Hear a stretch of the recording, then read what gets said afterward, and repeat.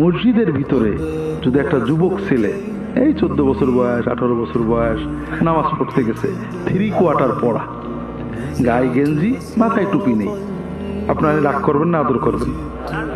রাগ করবেন, হ্যাঁ রাগ করবেন, এত বড় বেয়াদব। কিন্তু যদি মসজিদেও কোনোদিন না যায়, রাগ করবেন। তাহলে আমাদের ইসলামটা কি? যে নামাজ হলো একটা নফল কাজ, যদি করিস মোটামুটি সুন্দর করে কর, না করলে কোনো সমস্যা নেই, ঈমান থাকলো। কি জঘন্য কথা! আপনি বুড়ো হয়েছেন, মসজিদে যাবেনি।